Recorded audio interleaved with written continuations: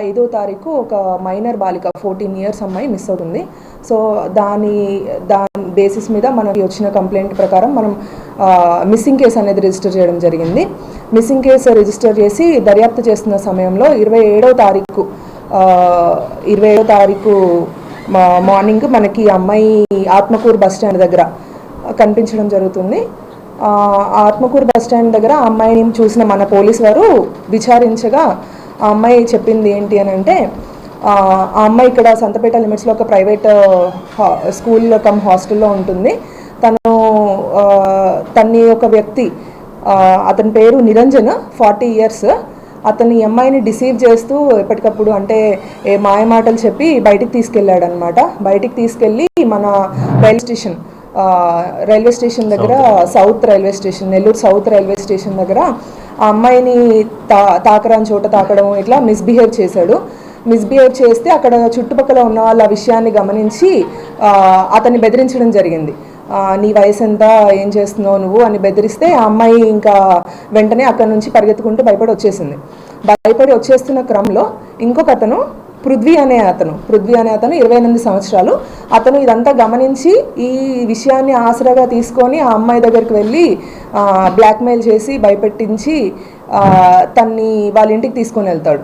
వాళ్ళ ఇంటికి తీసుకొని వెళ్ళి రాత్రి అక్కడే ఉంచి ఆ అమ్మాయి మీద 4 టైమ్స్ రేప్ చేస్తాడు. ఆ అమ్మాయిని రేప్ చేసేసి మళ్ళీ తిరిగి తీసుకొచ్చేసి ఆత్మకూరు బస్ స్టాండ్ దగ్గర వదిలిపెట్టేసి వెళ్ళిపోతాడు.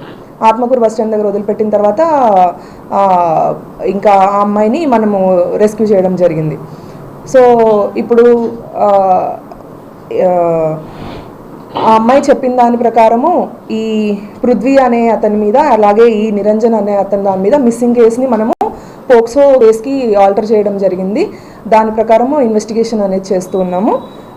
ఈ A1 అనే అతను వీళ్ళ కోసం వెతుకుతుండగా ఈరోజు A1 ఎవరైతే ఉన్నారో అతను సుబేదార్పేట దగ్గర ఈరోజు మధ్యాహ్నం 12 గంటలకి అతను దొరకడం జరిగింది. అతన్ని మన స్వాధీనంలోకి తీసుకున్నాము. అలానే A2 అతని ఇల్లు ఏదైతే ఉందో అక్కడ ఈరోజు మనకి దొరికాడు. సో వీళ్ళిద్దరు ఇప్పుడు మన కస్టడీలో ఉన్నారు. వాళ్ళని కోర్టు మ్యాజిస్ట్రేట్ ముందు ప్రొడ్యూస్ చేయడం జరుగుతుంది. సో ఇవి ఈ కేసు లో ఉన్న ఫ్యాక్ట్స్. ఇందులో ముఖ్యంగా ఈ స్కూల్స్ కానీ, హాస్టల్స్ కానీ, లేకపోతే పేరెంట్స్ వీళ్ళందరికీ చెప్పేది ఏంటి అని అంటే, అమ్మాయిలు ఎక్కడికి వెళ్తున్నారు ఏంటి, గర్ల్స్ అనేది గమనించుకుంటూ ఉండాలి. హాస్టల్స్లో నుంచి పిల్లల్ని బయటికి పంపించేటప్పుడు ఎవరైనా వచ్చి మేము వాళ్ళ బాబాయ్ అనో, మామనో, లేకపోతే వాళ్ళ ఫ్రెండ్స్ అనో, రిలేటివ్స్ అనో చెప్తే స్కూల్ మేనేజ్మెంట్స్ ఎవరు పంపించొద్దు. వాళ్ళ పేరెంట్స్ని కన్ఫర్మ్ చేసుకొని వాళ్ళ పేరెంట్స్ అప్రూవల్ ఉన్న తర్వాతనే పంపించాలి.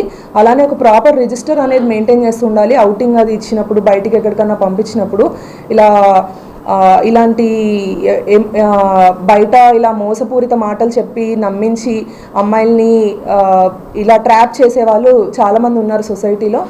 అమ్మాయిలు కూడా గుర్తుంచుకోవాల్సిన విషయం ఏంటి అని అంటే, ఇలా ఎవరు పడితే వాళ్ళు చెప్పిన మాటలు విని నమ్మకుండా, ఇప్పుడు ఈ అమ్మాయి 2 సార్లు మోసపోయింది. ఫస్ట్ ఒకతని చేతిలో మోసపోయింది, మళ్ళీ తిరిగి హాస్టల్కి వస్తున్న క్రమంలో మళ్ళీ మోసపోయింది. అతని మాటలు నమ్మి అతను హాస్టల్ దగ్గర దింపుతాడు అని చెప్పి నమ్మి అతనితో వెళ్తే వాళ్ళ ఇంటికి తీసుకెళ్ళి రేప్ చేశాడు.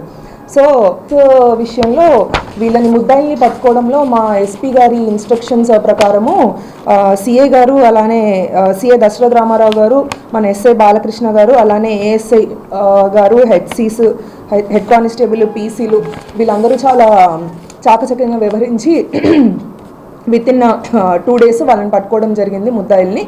సో దీనికి వాళ్ళందరినీ నేను అభినందిస్తున్నాను. Thank you. లేవండి, ఏం లేవు, కేసు ఏం లేవు. మరెన్నో వీడియోల కోసం మా ఛానల్ ని సబ్స్క్రైబ్ చేసుకుని పక్కనే ఉన్న బెల్ ఐకాన్ ని క్లిక్ చేసి యాక్టివేట్ చేసుకోండి.